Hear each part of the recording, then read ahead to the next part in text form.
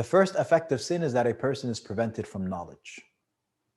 The first effect of sin is that a person is prevented from knowledge. And Ibn al-Qayyim mentions that Imam Malik, when he met Imam al-Shafi'i, Imam al-Shafi'i, of course, is a student of Malik, and Imam Ahmad is a student of al-Shafi'i, and Imam Malik is a peer of Muhammad ibn al-Hasan al-Shaybani, who is the companion of Abu Hanifa. Abu Hanifa is interesting because he doesn't have students per se, in the sense that they're not called students. They're called the ashab of Abu Hanifa. They're called the companions of Abu Hanifa, although they're very much his students, Abu Yusuf and Muhammad ibn Hasan al-Shaybani and others, because of the nature of Abu Hanifa's classes and discourse. It's a lot of open debate and discussion and things like that. Whereas with Imam Malik, his was the polar opposite of Imam Abu Hanifa's gathering. Imam Malik's gathering was like a king in his court. Nobody says a word. He comes and he narrates his hadith. And anybody who acts up gets dealt with by guards and all of that type of stuff. And so Imam al-Shafi'i,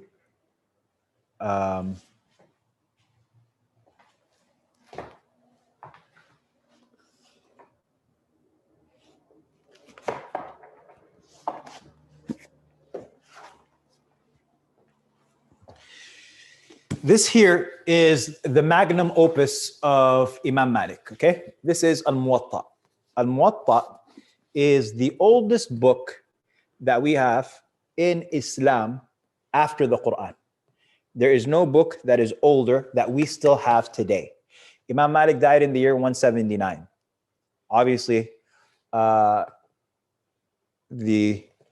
Imam al-Bukhari and all of these individuals, they were after Imam Ahmad, okay? So you're talking about generations later.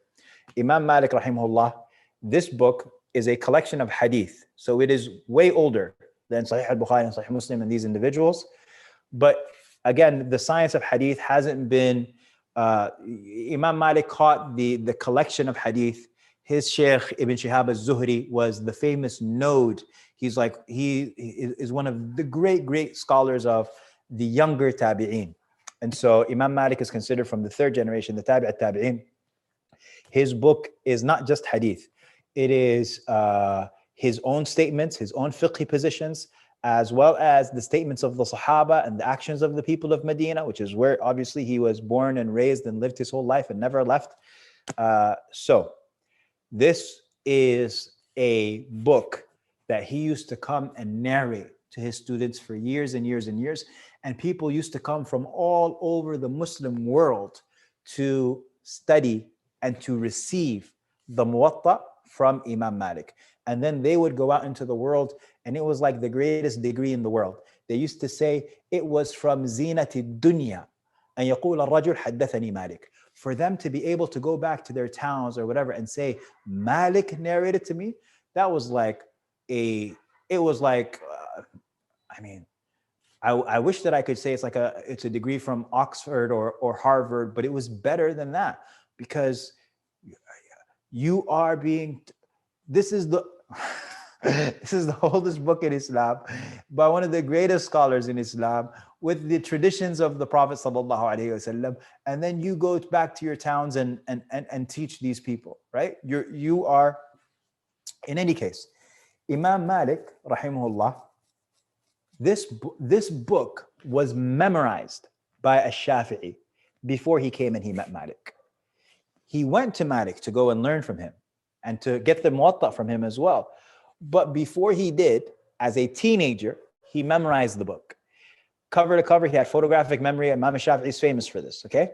When Imam Malik, who's this older scholar now, when he comes in, and this young man from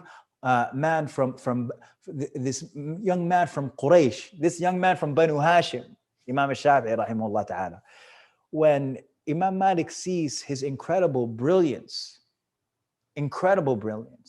he says this statement to him. He says, Inni ara anna Allah qad alqa fi qalbika nura. I see that Allah subhanahu wa ta'ala has cast in your heart light.